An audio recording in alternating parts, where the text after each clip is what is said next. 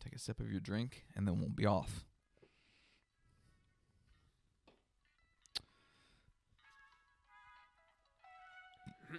Mm-hmm. What's up, everybody? Welcome back to the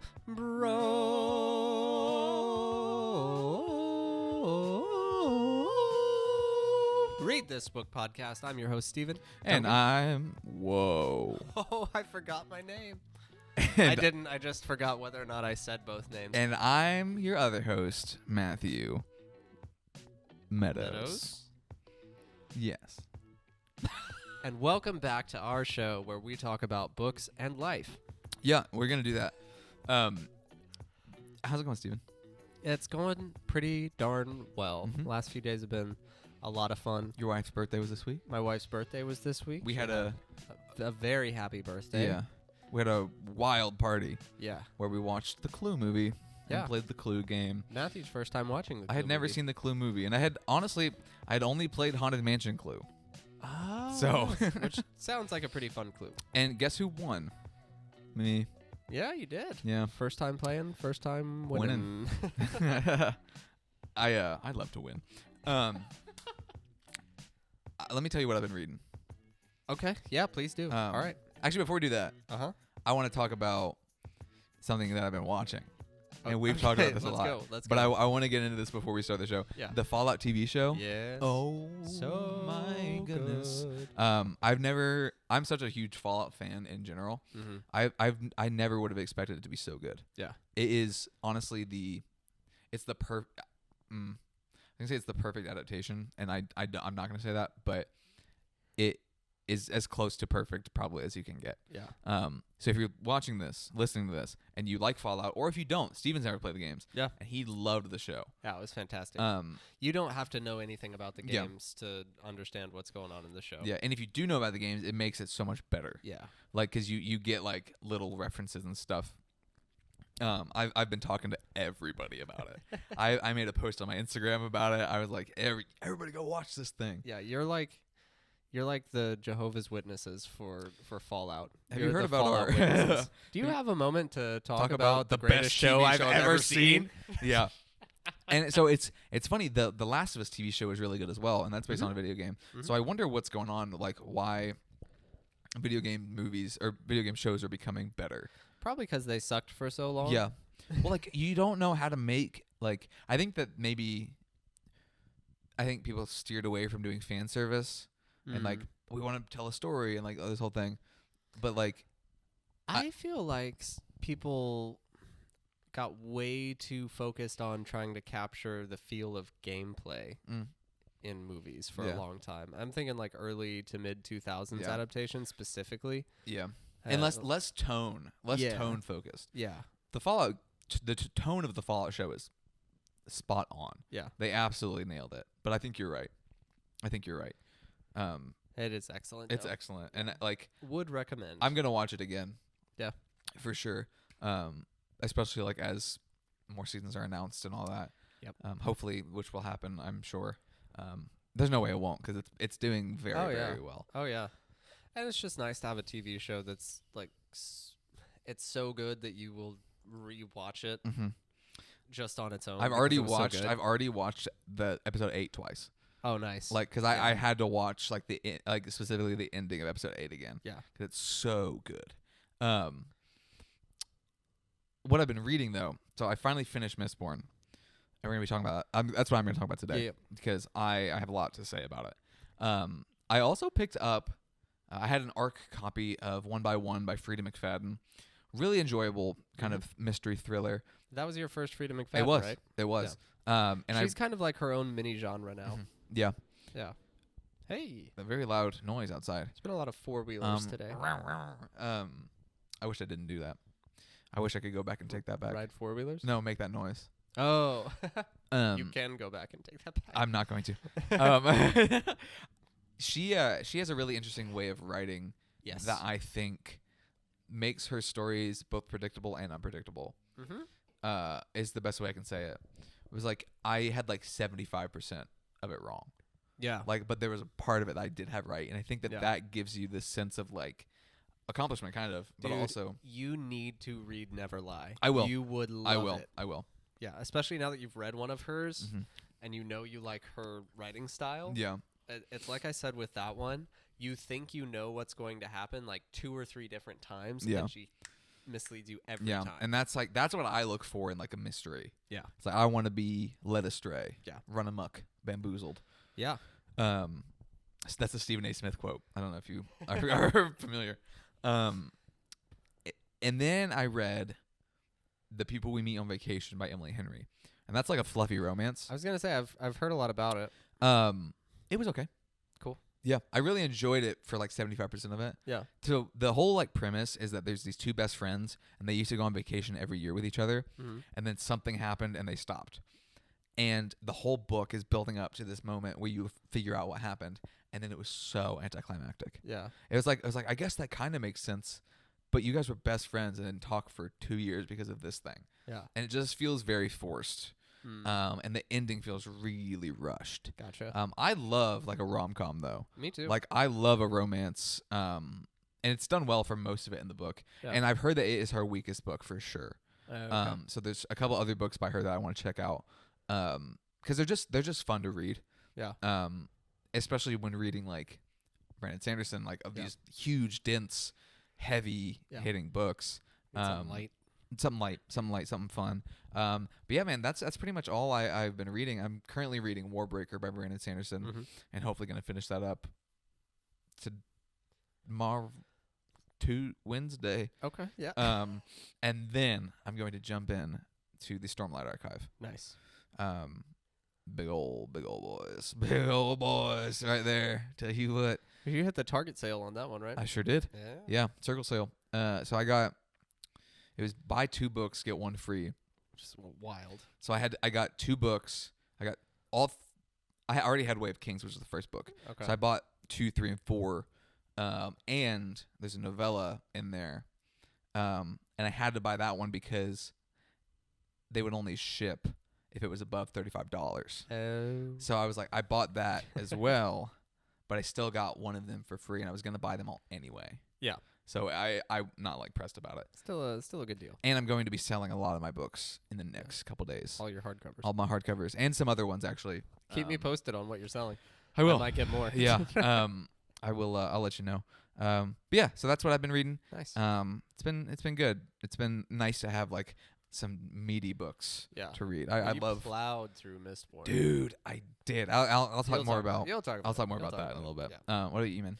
Yeah, I've been much more slowed down. I haven't actually finished anything that I didn't talk about currently reads last time. And that's okay. Yeah. I just don't. It's funny at the beginning of the year, the first couple episodes that we did. I read we're 10 updating- books this week. I read 10 books since the last time. Yeah. I read 12 books since the last time. Yeah, that's not where we're at anymore. Yeah. We've slowed down into a nice groove. Can I for tell you the why? rest of the year. I think maybe like part of that is, I think there's more to do outside and like going Yes. places. Oh yeah. Because it's like mid 70s, 80 Yeah. degrees right now. Absolutely. Which I don't like that much. Listen, in January, you've got the holiday hangover, right? Mm-hmm. You're exhausted. Yeah. You don't want to go outside, my even goodness. even if it was nice. Mm-hmm. But it's not. Yeah. So You're telling me. got that. Maybe you have some more time off. Maybe you don't. But you're kind of getting back into the swing of work. Like. There's just not a lot going on in January. Yeah. Like it's the slowest month It's of the the time year. to read. And it then is. it's also like that's New Year's resolutions too. So if reading takes any kind of space for your resolutions, you're just gonna be laser focused. Yeah, on and it does for us because we have this podcast and Yeah. social media and stuff. Yeah. So it's like we have to keep that up. Because you read like 12? I read 13 books in January. 13 books in January. Yeah, I read 2 books on January 1st and 2nd. I had finished. I was trying to pad my numbers a little bit for the year. Yeah. So I had some carryovers from December. Yeah. That I finished up on January 1st and 2nd respectively. It was wild. I didn't answer your question though. So I finished Court of Thorns and Roses. And I have also just started the second book, which is Mist and Fury, I think. Sure. Something like that. And then I finished The Last Command, third in the Thrawn trilogy, which I'll be talking about tonight. Thrawn moment. And then I also read and finished Percy Jackson, the first one. My wife and I buddy read that one. That's going to be our next, read the book, we're watching the TV show series on Disney. That's just the first book on the show, right? Yes. Yeah. I do believe. I read the first book. Yeah. In the series. Yeah. It was fun. Yeah, I enjoyed it a lot. Yeah. Kind of interesting to have that adventure from the 12-year-old perspective. Yeah. Just, I don't know, there's something fun and playful and innocent whimsical, about it. perchance. Yeah. Whimsy. Childhood whimsy. Speaking of childhood whimsy, we're going to get into a Patreon question. Oh, yeah. Yeah. Oh. This question comes all the way from our friend Jeffrey, one of our subscribers. I screenshotted that, right? Yeah, you sent it to me. Yeah. I can't obviously look at my phone to read it. I know. I remember what the question was. You remember what it was? So I mean, not word for word. And okay, so this show is sponsored by us. Yeah. If you want to support the show in a fiscal way. Fiscal, not physical. Fiscal, just to reiterate. Yeah. Financially. Yeah. You can go to our Patreon and subscribe to us for $1 a month. $1 a month gets you. You can ask a question or give us a topic. Mm-hmm. You can get access to our monthly newsletter sent out at the end of the month or the beginning of the month, depending on when I finish it. And the other thing is mentioned on the show. Yes. So let's do that now. Stephanie, Freddie, and Jeffrey, thank you so much for your fiscal support for the show. We really do appreciate it. It means a lot to us. Yeah. We love you all very much. Jeffrey's question was, why do we hate reading as a kid and then love it as adults? This is something that I've been thinking about a lot recently. Yeah. For those of you who don't know, which is probably most of you, unless you follow me on TikTok or Instagram, I will be going back to school in August to study library science, which is hilarious to me. Because when I talked to my mom about this the other day, she was like, we could not get you to touch a book. Like, you hated reading. I was trying to think back on books I had read. I think that the only book I remember reading start to finish was each book of the Hunger Games in middle school. Yeah. And other than that, I truly do not remember the last time I read a book before my early 20s. Wild. Yeah, because all of the books in high school, didn't read them. Yeah. A lot of the books in college, I didn't have to read novels, except for one class, and I read some of it. Yeah. But now I'm going back to school literally to read. And for those of you, this and is learn how to read. Yeah, this is a little bit of an aside, but library science is essentially about the gathering, organization, and dissemination of information, just making sure that everybody has access to information, whether that be from public libraries, academic libraries, all this stuff. So it's basically just information science with a focus in working in the library setting. Yep. And so it's just so funny to me. And also like literacy stuff and like young adult literature, there's classes for that. Like what works for kids, what works for young adults, what works for adults.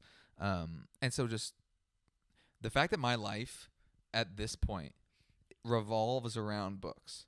Yeah. This podcast, social media, my college education, my free time. The fact that my life revolves around the reading and discussion of books is so mind-blowing to me. But I was thinking about it. I think that reading for me when I was younger was really difficult. My brain does not like to be still. Yeah. And so honestly now I still can't read without music. Yeah. Like I have to have something in my ears. I had such a hard time when I was younger paying attention to things. Yeah. And I mean I don't know if I don't have like ADHD or anything that I know of, but like that's the way that I would perceive like reading at when I was younger was I just can't focus on this. Yeah. And I would pretend that I read books. Like I would tell people that I had read a book, or I would get like the biggest book out of the library and be like, "Yeah, I read that." Yeah. Which is so funny because like when I was younger too, is like reading wasn't necessarily like a cool thing to do. Right. But you just wanted to be. I think I wanted to just have something, like Yeah. something to hold on to that I had done that I could be like, yeah, I read this giant book. Yeah. The book that I remember is The Tale of Despero. Like Oh, I nice. remember pretending that I read that book. Yeah. And then like Hugo Cabret or whatever, it's like this giant book. I was like, yeah, I read that book. But like I didn't, obviously. But I think it's so interesting now, like for me, because I talked about this in a video I made on TikTok, or a video that I'm working on TikTok. I can't remember if I have posted it or not, or I can't remember if it's done or not. It needs to be edited. But I basically was like, I think I was just reading the wrong books for a lot of the time, because something about fantasy that, and my favorite genre is fantasy, sci-fi fantasy, and I think for me, what that's done is it's given me permission to imagine things. Yeah. Like it's giving me permission to use because when I read a book, I see everything play out. Okay. Like in my brain. I'm not just reading the words. It's like I'm watching it almost. Yeah. And I know that that's not the same for everybody, but for me, when I'm reading something, I'm visualizing it. Yeah.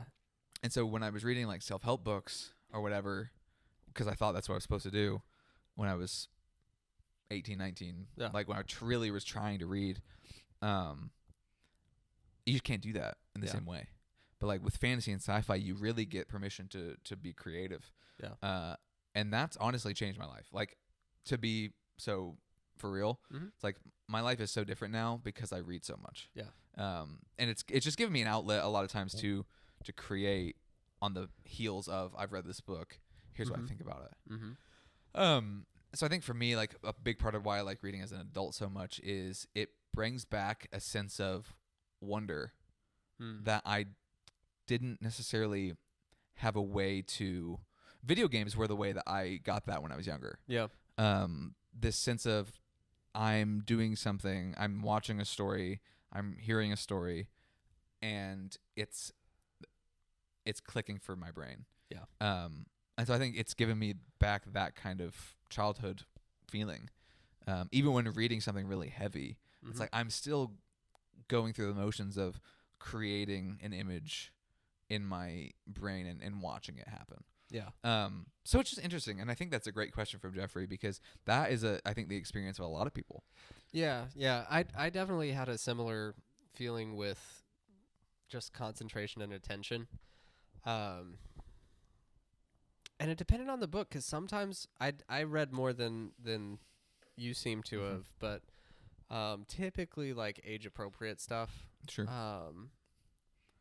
Yeah, I wasn't really punching out of my weight class typically, and it was hit or miss. Like it would either grab me and I would like obsess over it and read through it really really fast, or it wouldn't and I just could not finish it. So I guess I was like the ultimate mood reader as a child. But even still, I wasn't reading a lot or reading all the time very much. It was, my parents made me read. I was homeschooled, a little harder to get around out of it. in that circumstance. Once I like went to high school, I don't know if I finished a book in high school. Yeah. I BS'd my way through a lot of the reading there. Same. I think I read all of Gatsby the year that we did that because I believe we took a whole semester on The Great Gatsby. Wow. And we were like studying the whole period and whatnot, but that was the thing that we were that the whole semester was built around. It was an advanced lit class. And I think I ended up reading all of that, which it's a short novel. Yeah. But I made it through that one. But yeah, like I very much BS'd through high school with reading. And then I have a question before you keep going. Do you think that part of the reason that maybe you didn't like it, and I know this is the same for a lot of people, was because you were forced to do it? Yes and no. Because I was thinking through this, and I think part of it, because I'll use Gatsby as an example. I love that book now. Yeah. It's one of my favorite all-time books now. Yeah. But I get it, and I can relate to it in a way that I couldn't at the time back then. Yeah. And I think that so from an education standpoint, I understand why English teachers, etc., make you read these really difficult books, and it's not even just because these are great books, you should read them. It's because they're trying to pull your brain along to another level of operating. Yeah. Which is what a teacher is trying to do. But with books, it's slightly different sometimes because it is art. And I think you do have to be in the right frame of mind and the right stage of life to be able to approach certain works of art. I agree. And so especially like in a school setting, most of the time they're not going to have you reading YA stuff or anything like that. You're reading like old poetry and classic novels and different stuff like that that you're just not going to be able to relate to or have any kind of life experience that goes along with it. And so you're just kind of trying to find something that you can, relate to whatever is going on in the book, and it's not actually a good comparison. Yeah. Whereas now, in my late 20s, reading The Great Gatsby and reading about like crazy parties and like lost love and just different romances and all this kind of stuff. Getting shot in your pool. Getting shot in your pool. If I Sorry, spoiler for those of you who haven't read it. If I had a nickel for every time, I would throw a Gatsby party. So many times I've been shot in a pool. Yeah. Sorry. But yeah, like looking back now, I find new things that I relate to and find interesting about it every time. Yeah. And I've noticed that with a lot of even going back and reading classic novels now that would have like destroyed me if I tried to read them at 16, 17, 18 years old. Now I'm like, okay, yeah, there's something here. I can interact with this in the way that it's meant to be interacted with. And so I think that's part of it when you're growing up, to go back to the original question. And it goes back to your answer as well, is you do have to kind of be allowed to read what you like to read. Yeah, absolutely. And so the stuff that I did finish was typically some sort of adventure book or something like that. Maybe a mystery. I liked certain Sherlock Holmes stuff pretty well, depending on what it was about. And yeah, so I do think you have to be interested in it when you're a kid. Because you don't have the discipline to like force yourself to read through a dull bit when you're a kid. So you will just find a way to get out of it or lie about it or or not do it. I remember if my teacher from high school, my high school senior English class is watching this, please turn off the show. I was going to say I should have asked for forgiveness as well. We read the Poisonwood Bible. Well, I didn't read the Poisonwood Bible. I read a chapter of the Poisonwood Bible in the middle of the book. And I was able to take what happened in that chapter in the middle of the book and talk about it for every single discussion. Wow. This one character did this one thing, and I talked about it for every single discussion for months that we had on this book. And I got a good grade. Yeah. But I just read the one chapter. So Miss Harper, I'm sorry. Anyway. Are we ready to move on? I think, yeah. Okay. I hope we answered the question well. Yeah. Before we do that, though, I do want to take a minute to talk about our other sponsor outside of us, Tether. Tether is a Louisville-based software company. Our podcast has been using Tether's system for organizing context. We also send out our email newsletter through Tether, text marketing, social media, all that jazz. They have a social media planner that is so helpful. It does a whole lot of other customer relationship stuff too. And Tether is at a price point that even small businesses like ours can afford. It's simple to use, and their customer service support is awesome. Check out the link in our description and bio for more information. Topher and Amy, we love you. Yes, indeed.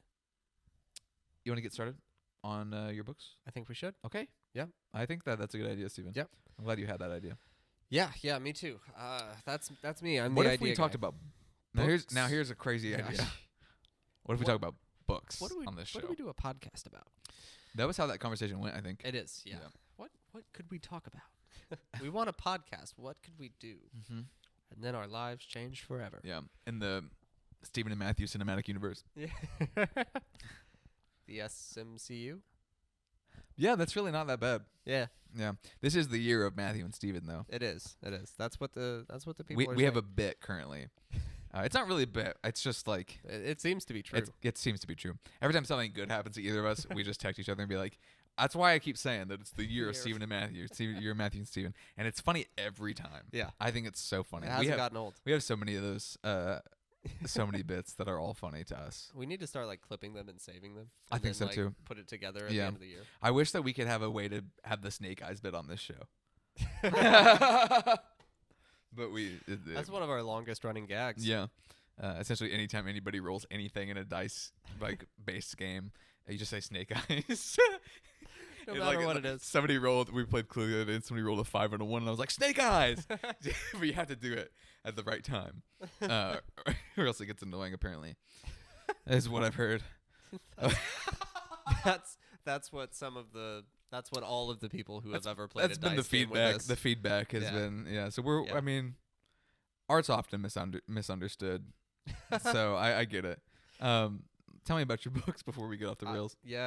Before we get off the for sure. I'm going to be talking about a trilogy, which that's crazy. I discussed it in my beginning of the year reading goals. I wanted to read 100 books, and I wanted to finish a series. This is that series. I have finished it. It is done. I am 1 out of 2 on my goals for the year. Can I tell you something that is shocking to me? No. Okay. But please do. Okay, sorry. I don't know how you don't read series. I don't either. Like, I honestly, it shocks me all the time. Yeah. Like, you just said that to me. You read almost 50 books this year and 1 series. Yeah. That is crazy. I only read series. Well, I did. Okay, so I did finish the Old Republic series. I just didn't start that this year. Okay. And I don't. It's a loose series. Yeah. Because they're not meant to be a. It's just wild to me because I love a series. Like I love really getting attached to characters. Yeah. Anyway, sorry. Yeah, I think it's just.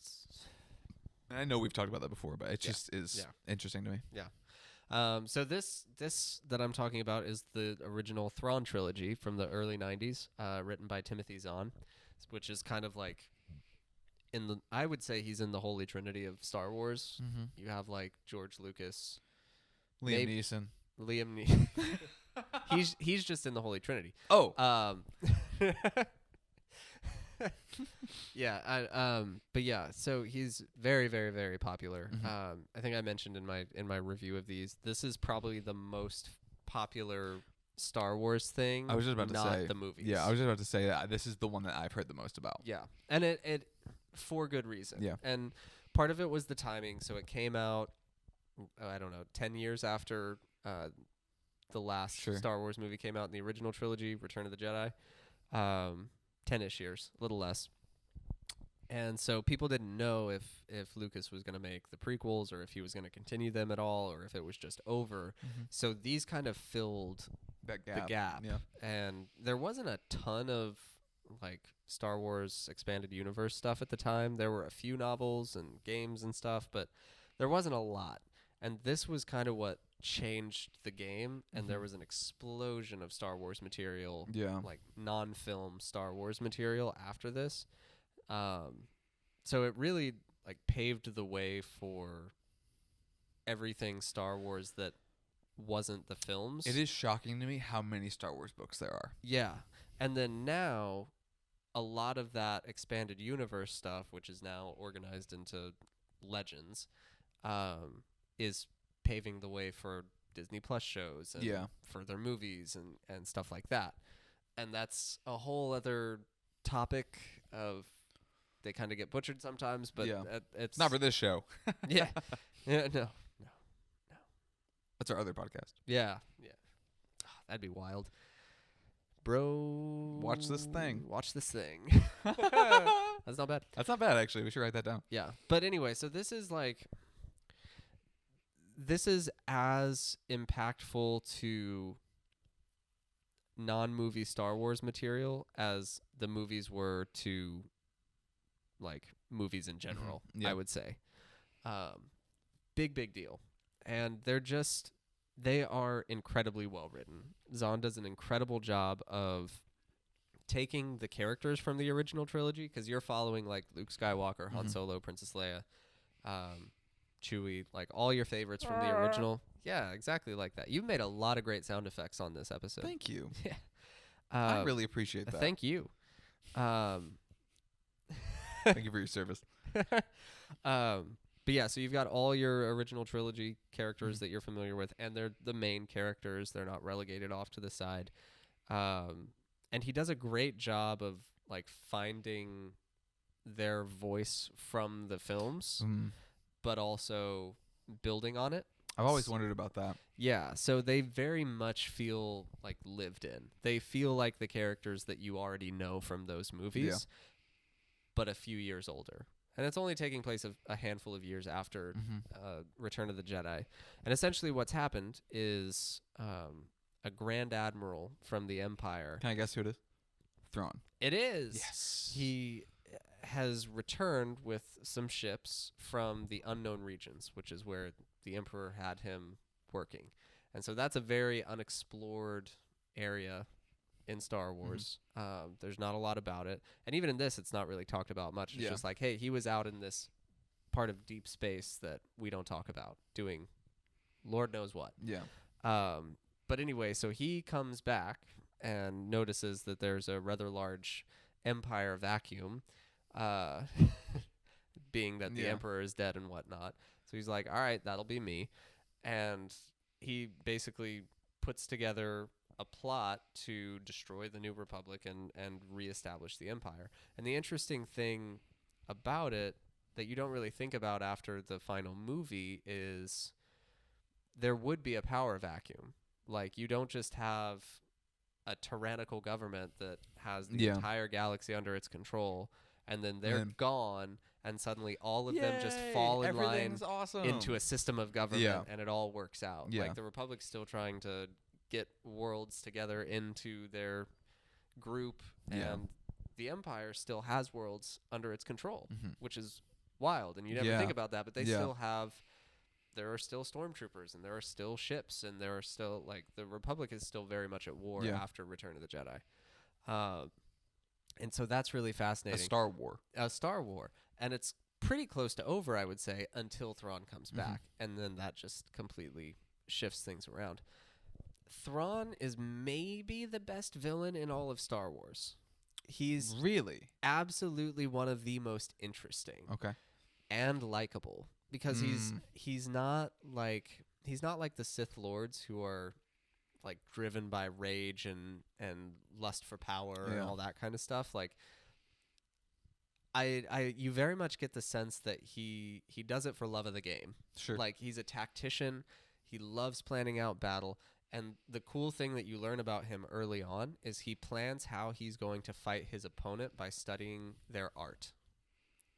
So if he's fighting like a certain world, he will study the art from that world and its cultures. That is to gain fascinating insight into how they will plan their tactics, and then he plans accordingly. Wow. And completely gets inside their heads and destroys, because he's got this inside track into how they think that they would have never expected it. And no one is hiding their art. Yeah. So he collects art from all these different worlds. And one of the first scenes that you meet him in, you meet him through the eyes of a general on his ship, and he walks in, and he is studying holograms of art from this world that they're about to attack. And he basically walks through... He asks the general, like, what do you see in all of this? And they basically, like, dissect the art. And the general's like, okay, why are we doing this? We're wasting time. Like, I need orders, blah, blah, blah. Yeah. And then Thrawn, like, takes everything they've discussed and weaves it into how that's going to translate into how they will fight against them, and then what they will do to counteract that. And it's the most incredible moment and the incredible scene, and he does that throughout. It's nice because it's never done the same way multiple times. Interesting. It's not like in each book, okay, where's the art scene? Yeah. So it doesn't become a trope, because you see that happen through Thrawn and this general's relationship.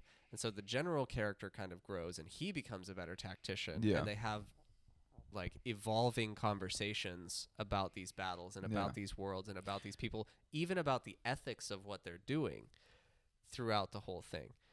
So fleshed out, so interesting, so intriguing.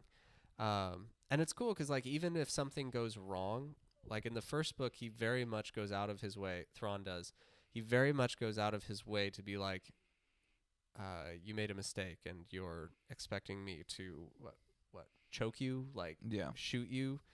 We don't have enough men for that. Yeah. Like, do you know what you did? Don't do it again. Yeah. Like, he's just interesting, endlessly rational. Like, he's so good. He's so good. It's worth reading the trilogy just to read that character. Honestly, you've convinced me.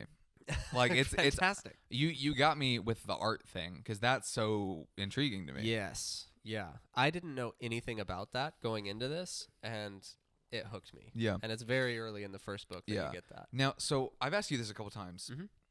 Do you think that this is an okay place to start with Star Wars books? I think it is. Okay. For you specifically, I was thinking I was going to find something more prequel-based. Sure. But, I mean, you like the original trilogy. This is probably the best series in Star Wars. Okay. I've heard a lot of good things about the prequel Darth Bane trilogy by Drew Karpyshyn. I haven't read it yet, though. Yeah. And it's also like none of that would connect to any of the films at all. Yeah. And I feel like when you're dipping your toes into Star Wars fiction for the first time, it's better to go with something that you can already relate to and have some love for. Yeah. So I do think this would be because this sounds really place interesting to me. It is. It is. Kick the table. It's fine. It's fine. I love all the original trilogy characters. You don't get as much of. They don't have super big character arcs. Luke does a bit. Yeah.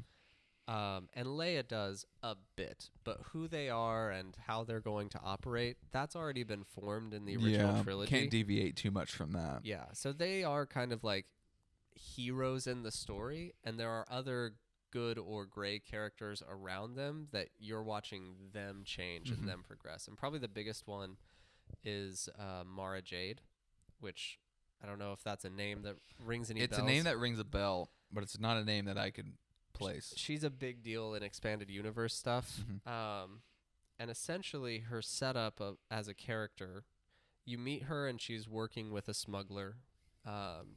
She's the right-hand woman, super skilled assassin. She a Wookiee? No. Oh. No. That'd be wild. I just thought I'd ask. No, she is not. And you come to learn that she actually used to be the secret apprentice of the Emperor. Whoa. Yeah. And so she also has a Force connection. Okay. And then, obviously, she wants to kill Luke Skywalker. Sure. But in Who the doesn't? first book, they are forced to work together. Ooh. And then the story just continues to evolve from there. That's and so there's this like forced relationship between the two of them in which he's aware that she wants to kill him. And he's Luke, so he's very cool about it. And she's just like seething with rage to try to kill him the whole time. And there's this recurring theme where like she can actually hear the last thing that the Emperor like put out to her through the Force as he was about to die is just him repeating like kill Luke Skywalker. And then she can see Do it. yeah. Do it. And then she can see Darth Vader and Luke Skywalker killing him in her head, and that just repeats in her head all the time. And she has a really great character evolution through the whole series. And the last thing I'll say, just from more of the literary standpoint, is there are so many different characters and worlds and subplots that are established in the first and second books. And now, having finished the third one, it was amazing to see how every single one of them weaves into the finale. So everything that you spend time on in this trilogy has a payoff or a reason when you get to the final piece. So even plot threads that didn't grab me as much, or I didn't really care about as much, as I was kind of thinking through it this afternoon, I was like, okay, but that did play a role here. So I was like, at the very least, I'm satisfied that it didn't waste my time, even if it didn't grab me as much as I would have absolutely. liked. I get that 100%. And that is the most rewarding thing. Yeah. Because it's like, okay, I didn't like that bit as much, but at least it wasn't a waste. Yes. You know? Is that? I think so. Okay. I rest my case. Because you said that is one of my points for what I'm going to be talking about as well, which is Mistborn Era 1, which is Mistborn, The Final Empire, The Well of Ascension, and The Hero of Ages by Brandon Sanderson. I have to say this, the caveat to this. I've said it every time I've talked about this book series, and I have to say it every time because I think it is the only way I can start, as I didn't like the first book that much. Yeah. So on the first read, The Final Empire did not hook me as I thought it would. Mm-hmm. My big problems with it were the characters felt weird and flat. The pacing was rough. Yeah. And those are the two main things. Looking back, though, I understand why. And so I'll get into that in a second. So I read the Mistborn trilogy. I took a giant break between the first and second book. But the second and third book, I read back-to-back pretty much in the span of a week and a half. I was going to say, it was a week. And I read The Hero of Ages, book 3, in 2 days. Yeah. It's a 700-page book. Yeah. Because I could not stop reading it. Mm-hmm. And that has never really happened for me. The only other time that's happened is book 8 of The Expanse. Yeah. I'm like, I have to read this today. And that, for one, is just a really fun feeling. Yeah. Essentially, the structure of Mistborn is this. There is a heist kind of mentality to the main characters. Vin is our main character. She is See, this is where it gets difficult. So she was raised as like a thief, like a street thief. She meets Kelsier, who is the leader of this crew. She meets him. She, through him, discovers that she is something called a Mistborn. So the magic system in Mistborn is called allomancy. Allomancy is essentially people are born with innate ability to burn metal. You ingest the metal, you see it pop up in your reserve, you burn it, you get an enhancement. Mistings are people who have one of those things. So one, if like you burn pewter, the metal, you get really strong. One is like you have the ability to mess with people's emotions, or like make them either really upset or really calm. And so there's specific characters throughout the books that have those abilities. Vin and Kelsier are both Mistborn. Mistborn means you have all of those abilities. So they're like the most feared people in the world. Their whole goal is they're in this, of the first book, is they're in this city that is run by the Lord Ruler. The Lord Ruler is essentially God. And there are people who are being oppressed, and basically their whole thing is we want to kill the Lord Ruler, kill God. Classic. That's a classic. And the first book, like I said, is kind of weird, but as the plot progresses, so do the characters significantly. Yeah. Like the Vin in the second and third book is a completely different character than the first book. And the reason I said that I understand now, looking back, on why the first book is the way it is because it effectively, I think, is like, honestly, like a 700-page prologue. Yeah. Like, it just sets up book 2 and 3 so unbelievably well. Yeah. And to your point about nothing is wasted in the Thrawn trilogy, the same thing happens with Mistborn. There is this kind of sense that everything matters. So even when you're reading it, you're like, okay, well, this is kind of like, does this really matter? Does what's happening right now actually matter? The answer is yes, because everything at the end of the series ties into itself. Yeah. Wraps up so well. The end of the series is gut wrenching. Okay. Like it is difficult to read. Yeah. Because it's so well written. So there's no like you don't know how it's gonna end. Even I just like said that it's gut wrenching. You could not even after reading the first and second book, you could not probably guess how the series ends. Yeah. And like that to me is the sign of a really, really well written series where I know all of the facts and I still have the wrong answer. Yeah. That's cool. And it's like because it's so outside of what you think is gonna happen, or what you think should happen. Yeah. And all this stuff. And it just makes for a really, really good series. My favorite character his name is Sazed. He is, so there's, is that a spoiler or not? Anyway, Sazed, he is a keeper. Essentially, he's from this other race of people called Terracemen. They are essentially keepers of knowledge. Mm-hmm. And Sazed, his thing is religions. So you liked the librarian? Yes. Yes, I did. I loved the librarian. That's essentially what his job is. Yeah. But he is the keeper of religion. So Brandon Sanderson is a Mormon. I have never heard a religious person write about religions the way that Brandon Sanderson writes about religions. It is so unbelievably complex and fascinating. He has created in this universe probably hundreds of different religions, and they're all fleshed out. Yeah. They all have their own truths in the, I did air quotes, because it's a fiction story. Mm-hmm. But each religion has parts of it where Sazed, basically his job is, his whole thing was like, when the Lord Ruler took power, all these religions died. Mm-hmm. It's my job to give people information, and then they decide what they want to do with it. So his whole thing throughout the series is,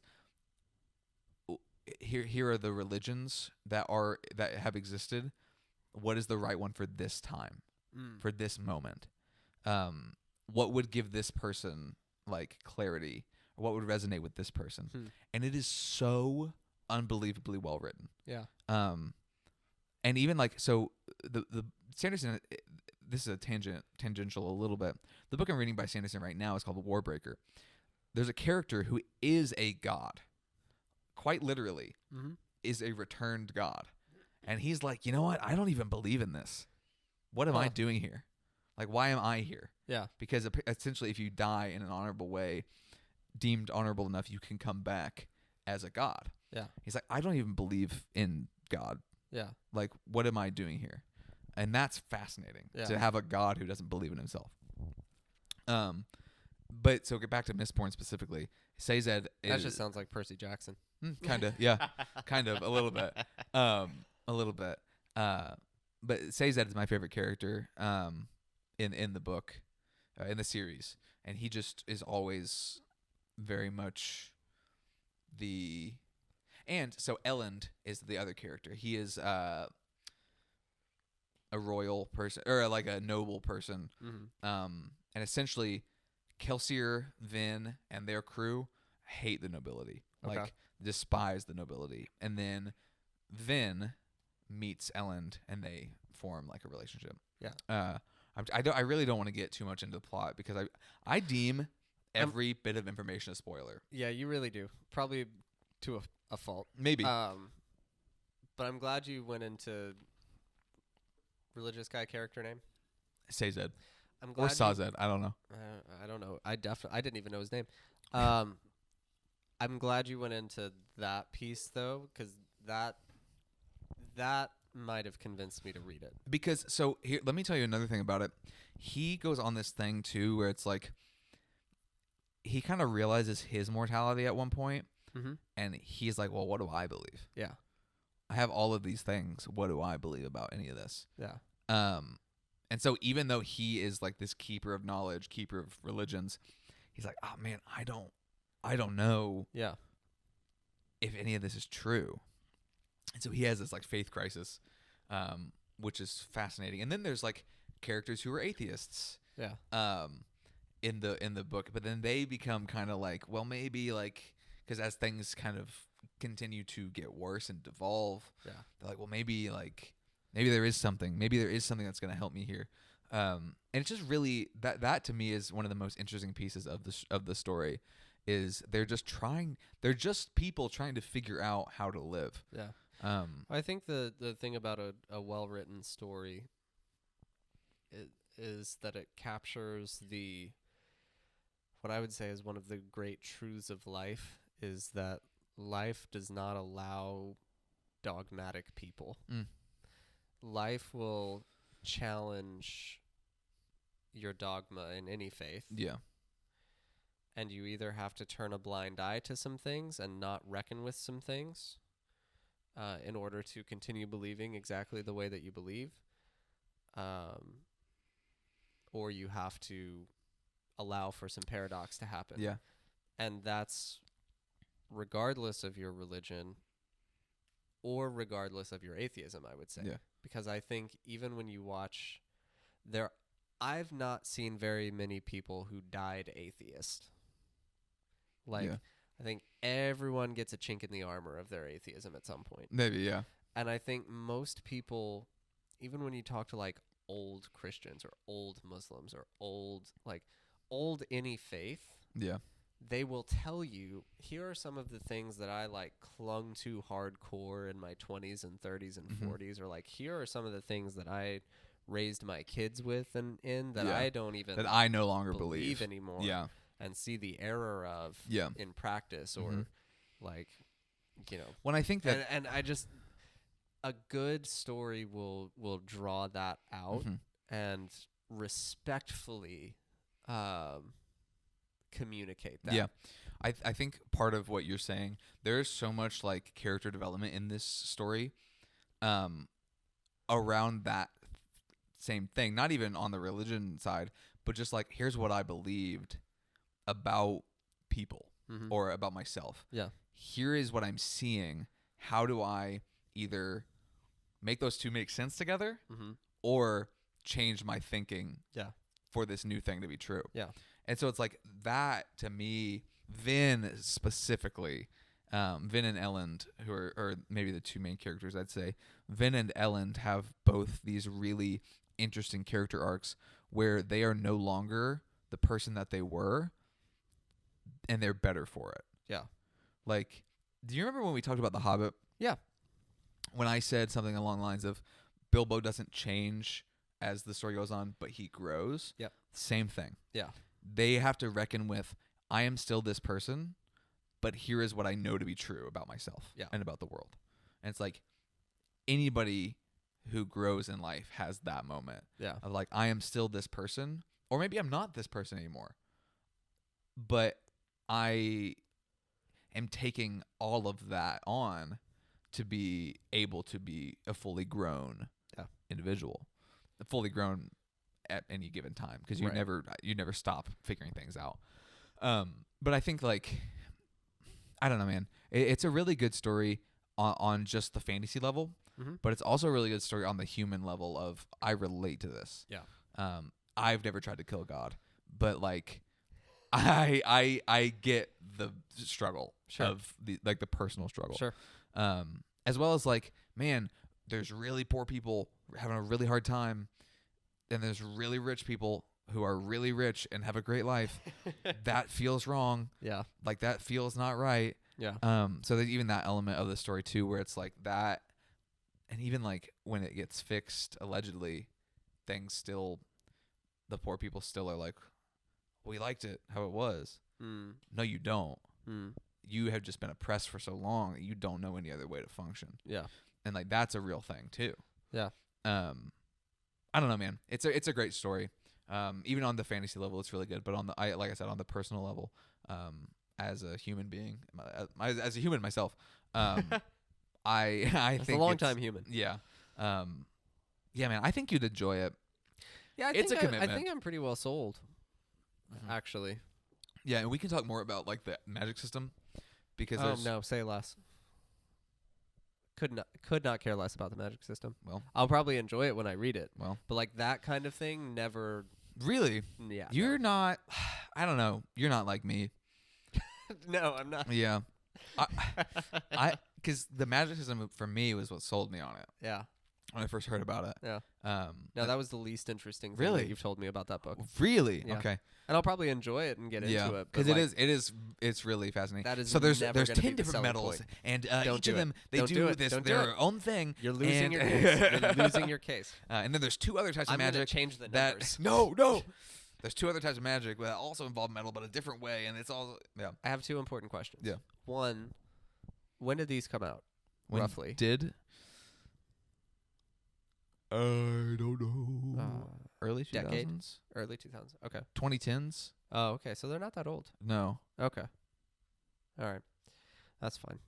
I just like vintage copies of stuff. So I Well, could get an original, but you can't get an original. They're well, so no, expensive. I mean, but like an early. The copy that I have was like $30, Okay. like for the whole set of the Yeah. three. So he Sanderson has all the different types of books, but I like the mass market paperbacks Oh yeah. because they're the thick Yeah. boys. But they're really good. But the originals are really expensive. Yeah. The next originals have people on the covers, and the next ones are the ones that I have, I think. Gotcha. So Yeah. You could also get the UK version that I sent you the pictures of. Yeah. The white and blue ones. Mhm. Oh my goodness, Those are man, cool. those are so cool. The Second other question. question. If both of us read each other's trilogies Mhm. on the board, do we count that as 3? Or Now that's a one? good question that I was thinking about. It counts as 3. Okay. Yeah. I think so too, because if I read 1.5, Yeah. You're you've like, got to count 1. Yeah. Yeah. Yeah. I do think you would like Mistborn though. I really Yeah. do. Because I think it's complex enough for you to Mhm. grab onto the complexities of it. Yeah. But it's also just a good story. Okay. Yeah. Cool. Yeah, man. Cool. Well, Current read? Huh? Real quick. Current read. Oh, Warbreaker. You already said Warbreaker. Yeah, Warbreaker by Brandon Sanderson. Yeah. And I'm then- on Mist and Fury, and I'm reading a really interesting historical book called How to Hide an Empire, and it's about America. You lost me. It's basically the whole thesis of the book is that America has been an empire the whole time, Mhm. and here's why, and here's how. Yeah. Interesting. Yeah. It's fun so far. Yeah. The author is he has a good tone. Mhm. He has a good writing style, and he's very engaging, and he has fun with it. Yeah. He definitely I would say he kind of pokes fun at some of the misconceptions about the United States that Sure. we have in our Land of the in our free, bones. baby. Yeah. Yeah. I like the idea that we're never mind. Yeah. Anyway, We'll talk about that later. yeah, it's a really good so far. I'm a couple chapters in. Yeah. Loving it. One thing I'll say before we go, Mm-hmm. watch the Fallout TV show. Watch the Fallout TV show. One thing I'll say before we go is that the most valuable thing you have is your time.